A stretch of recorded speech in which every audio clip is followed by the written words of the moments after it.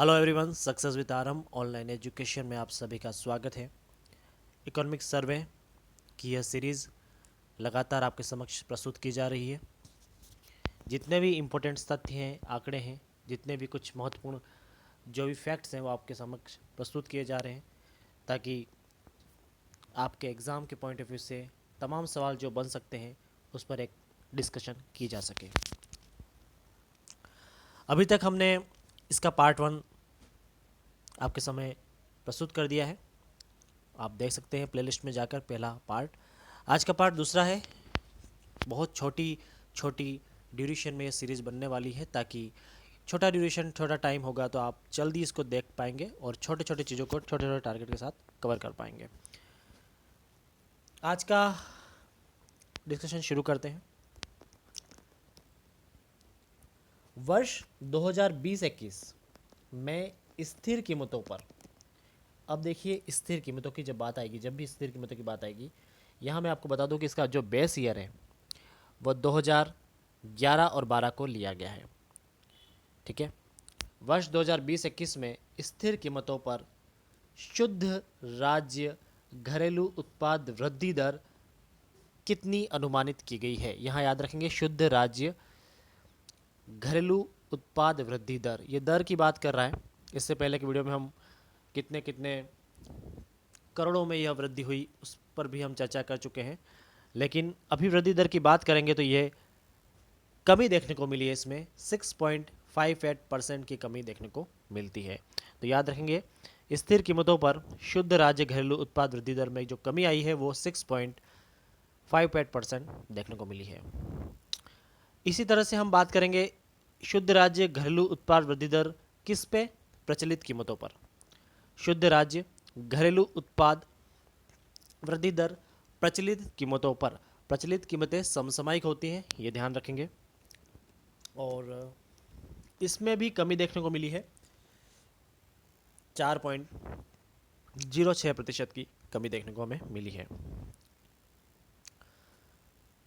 अब देख लेते हैं क्षेत्रवार योगदान स्थिर कीमतों पर सकल राज्य मूल्यवर्धन में क्या क्या हो सकता है।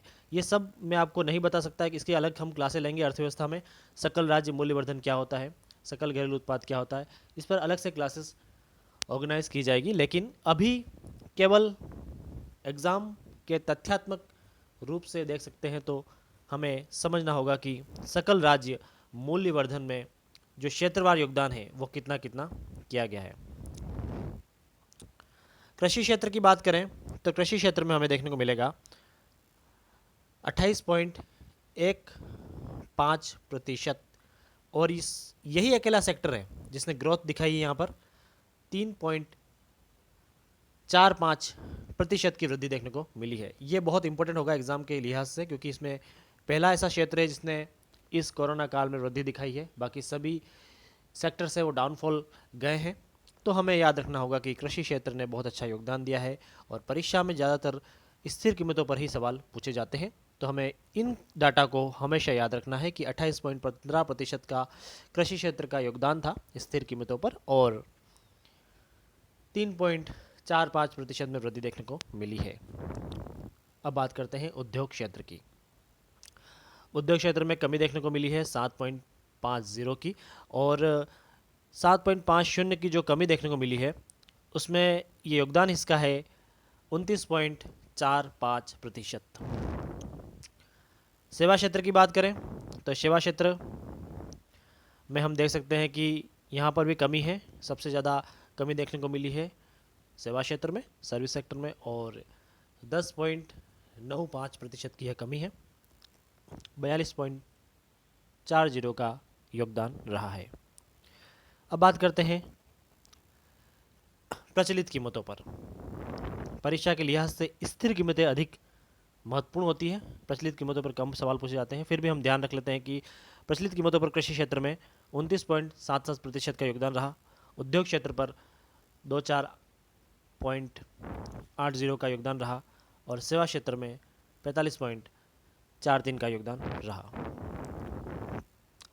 एक योजना है मुख्यमंत्री बीज स्वावलंबन योजना।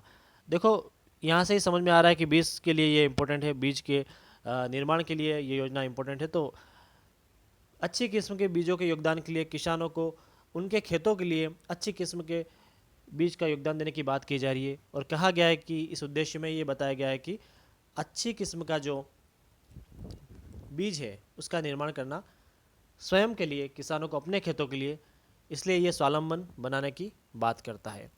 शुरू में ये योजना 3 जिलों में शुरू की गई थी, 3 कृषि खंडों में, जिनमें कोटा, भिलवाड़ा और जयपुर। 18-19 में हम बात करें, राजस्थान के समस्त 10 कृषि जलवायु खंडों में ये योजना शुरू की गई है। देखिए, एक प्रश्न और मिल गया आपको, राजस्थान में कुल कृषि जलवायु खंड कितने हैं? 10 कृषि जलवायु खंड है, यह भी तथ्यात्मक रूप से पूछा जा सकता है। अब बात करते हैं उपनिवेश विभाग का कार्य।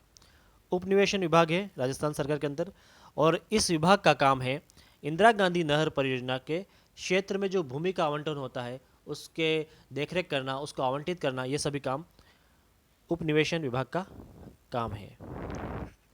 इस तरह से हमने आज का ये सेशन पूरा किया। अगले सेशन में बात करेंगे इसके आगे की जो कड़ी है, इस सीरीज को हम लगातार चालू रखेंगे।